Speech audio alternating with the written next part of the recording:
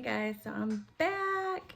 Another week, another book, and this time I read How We Heal.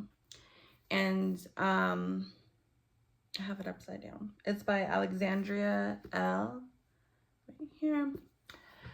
And this book was everything I wanted. It was such a good book, such an easy read, just a nice, simple flow.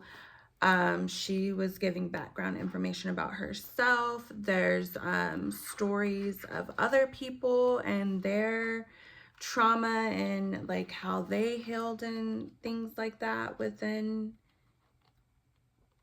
the different chapters. She sectioned it off. And then there's also work to do. So while you're reading this, she also has you like journal and do different things. I did most of it this time. I know in the previous book that I read right before this, I did not do the journaling, but I'm going to go back and do it.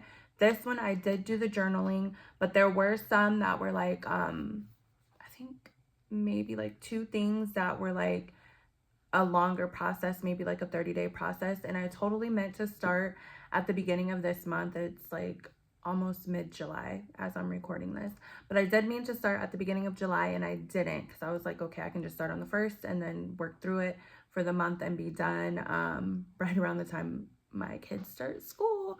But I messed up and I did not start it, so I'm gonna have to try to maybe hopefully do it next month, or I might just wait until like around Christmas break, because they get like almost 3 weeks off for Christmas, or they might have 3 weeks off. So then that'll pretty much give me the entire time of their break to do it. And it's just easier for me to do stuff like that so that I can remember. But yeah, this was just like beautifully written. Like I said, really easy to digest. I was reading it really quickly. I was wanting to read it. I was like, even when I was done reading, I was like, dang, I want to like keep reading, but I was like trying to pace myself for the week and not just like overindulge in the book and then get burnt out or anything like that. But it was really, really good. The exercises were good. The stories were good. And it just made me think and see some things in my life a little bit different. I am at a point where I'm very aware of like a lot of things that are going on, especially like mentally. I may have mentioned in the other book that I did want to be like a psychologist when I was younger. And so that's when I first started going to school. That's what I had went to college for, but I did not finish. I do have my bachelor's degree, but I didn't go to the next step to do that, because then I started having kids and stuff, and I didn't want to have to do like internship and like all that, you know, good stuff while I had my kids and they were young. So I don't know, we'll see what happens. When they get a little bit older, I can still go back and maybe do that or something kind of close. But anyhow,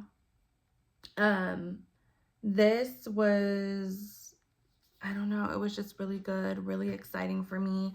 Just made me, like I said, like see things differently and put more stuff into perspective and see more so of like where some of my trauma is coming from, because I know that there are like maybe like bigger events that happened in my childhood that I'm like, oh, okay, you know, this happened or that happened, and that's, you know, a bit traumatic or a lot traumatic or whatever kind of thing. But then there were just like other little key points where I was like, oh my gosh, like this makes sense.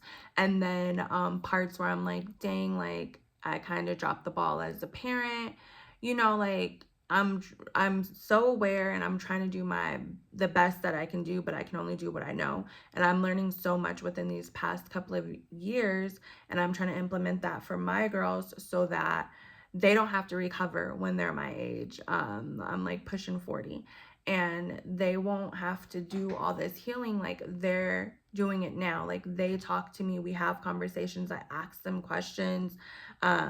Even some of maybe like these topics like on their level, I can ask them and stuff like that, so that we can have those conversations and they can work it out. And I know too, a lot of times in the moments like with my kids, that they just tell me like, well, maybe not the exact moment, but maybe like a little bit later in the day, like, hey, you hurt my feelings, and that type of thing, and I'm able to apologize and we can walk through it, and I can see what they expect from me and I can tell them what I expect from them, and we just kind of work through the thing. And then hopefully the next time a situation like that occurs again, then we're able to, you know, use the things that we came up with to try to implement it. And I know that I've been working on stuff like that. And with my oldest daughter, she does have like behavioral issues. And I've seen a real decline in them. I know usually in the summer she does better than like the school year. For the school year, she's like a hot mess. We homeschool, so it's fine. But she gets a little like attitudey. But I know like this last school year, she did so good. Like there were a couple of days where you know, we had little conversations, but she got herself together and things worked out. And I just noticed that as I'm growing and changing and learning and apologizing and trying to do things better and have the conversations with them, they're doing a lot better. And even when I mess up, they accept that I am apologizing, that I'm coming back, and I'm letting them know, like, hey, like, I didn't mean it like that, or I got beside myself, kind of thing. And that's maybe a little bit weird to say when you're like thinking of kids, but at the end of the day, they're people too. They have feelings just like we do. Like we expect them to manage our feelings better than we're able to manage ours. Like anytime we're yelling, spanking, all those things, we're usually like kind of not in control of the situation, and we're letting our like little inner child take the wheel and drive off into who knows where. So I try to take the wheel and like soothe that inner child, and I try to teach my kids that too. Like you have to tell yourself, you have to talk to yourself, you have to say it's going to be okay.